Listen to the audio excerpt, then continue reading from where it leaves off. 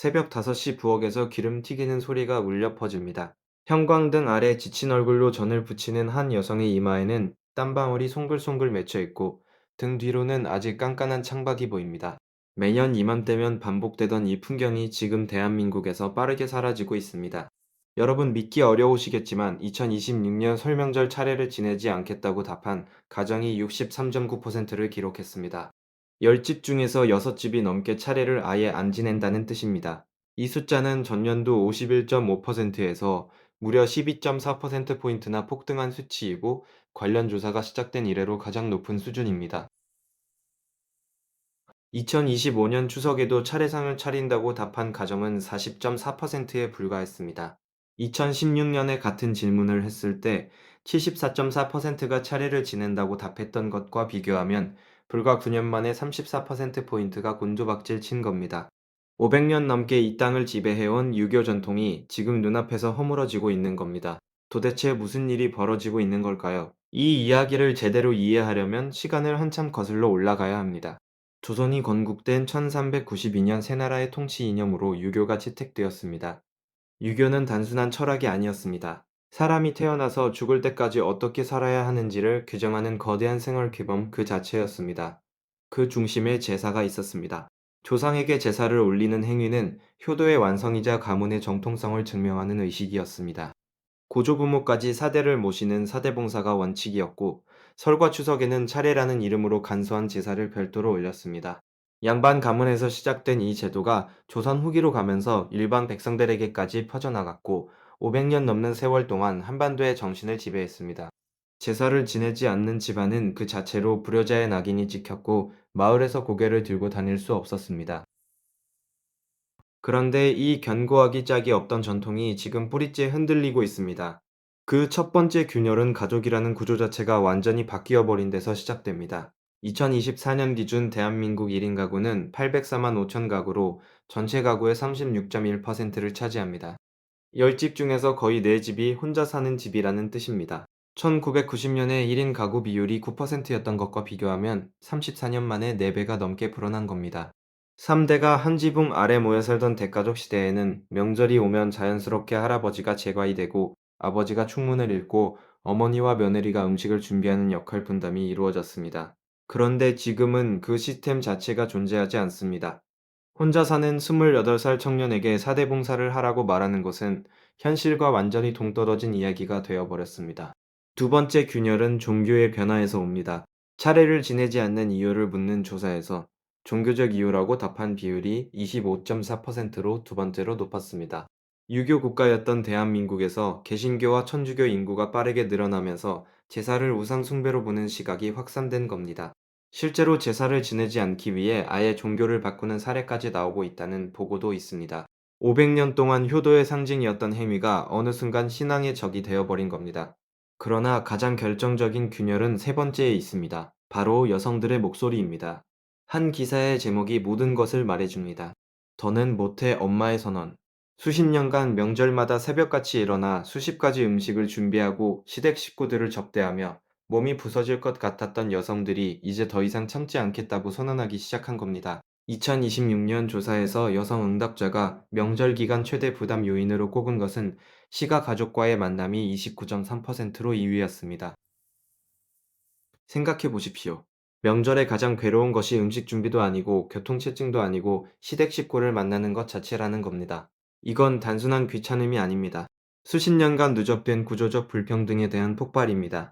과거에는 여성이 이 고통을 참는 것이 미덕이었습니다. 하지만 이제 20대, 30대 여성들은 왜 명절에 나만 고생해야 하는지를 묻기 시작했고 그 질문 앞에서 500년 전통은 답을 내놓지 못하고 있습니다. 차례를 지내지 않는 이유 1위가 무엇인지 아십니까? 여행입니다. 32.7%가 명절의 차례 대신 여행을 선택했습니다. 불과 20년 전만 해도 명절에 여행을 간다고 하면 주변에서 눈총을 받았습니다. 조상님 제사도 안 지내고 어딜 가느냐는 비난이 쏟아졌습니다. 그런데 지금은 3명 중 1명이 당당하게 차례 대신 여행을 선택하고 있습니다. 차례 필요성에 대한 인식 부족이라고 답한 비율도 25.0%나 됩니다. 4명 중 1명은 차례를 왜 해야 하는지 자체를 모르겠다고 말하고 있는 겁니다. 500년 넘게 이어온 의식의 존재, 이유를 다음 세대가 이해하지 못한다는 것은 그 전통이 생명력을 잃었다는 가장 분명한 신호입니다. 그렇다면 아직 차례를 지내는 36%의 가정은 어떨까요? 그들마저도 변하고 있습니다. 차례를 지내는 가정 중에서 84.5%가 과거보다 방식이 간소해졌다고 답했습니다. 음식 양을 줄였다는 답이 38.8%, 음식 가짓수를 줄였다는 답이 36.0%, 아예 시중에서 음식을 사서 차린다는 답도 9.7%나 됩니다. 20가지 넘는 전을 부치고 나물을 무치고 탕을 끓이던 그 장대한 의식이 이제 배달 음식 몇 개를 상 위에 올려놓은 것으로 바뀌고 있습니다. 이 변화는 제사 문화에만 국한된 것이 아닙니다. 대한민국의 장례 문화도 동시에 뒤집어지고 있습니다. 1994년 우리나라 화장률은 20.5%에 불과했습니다. 10명 중 8명이 땅에 묻혔다는 뜻입니다. 그런데 2024년 기준 화장률은 93.9%를 기록했습니다. 30년 만에 완전히 뒤집어진 겁니다. 땅에 묻어 봉분을 만들고 그 묘소를 찾아가 제사를 지내던 문화가 사라지고 있다는 것은 제사의 물리적 기반 자체가 해체되고 있다는 뜻입니다. 할아버지 산소가 사라지면 제사를 지내러 갈 이유도 함께 사라집니다. 이 거대한 변화의 이면에는 한 가지 불편한 질문이 숨어 있습니다. 우리는 전통을 지키는 것일까요? 아니면 전통에 갇혀 있던 것일까요? 제사가 진정으로 조상에 대한 존경과 감사의 표현이었다면 왜 그토록 많은 사람들이 그것을 부담과 고통으로 느껴왔던 것일까요? 새벽 2시에 일어나서 음식을 준비하는 며느리가 조상에 대한 감사를 느낄 수 있었을까요? 아버지의 형제들 사이에서 제사 비용을 두고 벌어지는 다툼 속에서 효도의 정신이 살아 있었다고 말할 수 있을까요? 어쩌면 우리가 지켜온 것은 전통의 정신이 아니라 전통의 형식이었는지도 모릅니다. 형식만 남은 의식은 결국 무게를 이기지 못하고 무너질 수밖에 없습니다. 하지만 동시에 이 숫자들이 말해주지 않는 것도 있습니다. 차례를 안 지내는 것이 곧 조상을 잇는 것은 아니라는 점입니다. 많은 가정이 형식적인 제사 대신 가족끼리 모여 식사를 하거나 조상의 사진을 보며 이야기를 나누는 방식으로 추모의 형태를 바꾸고 있습니다. 전통이 사라지는 것이 아니라 전통이 진화하고 있다고 볼 수도 있는 것입니다. 그런데 여기서 우리가 직시해야 할 또 하나의 현실이 있습니다.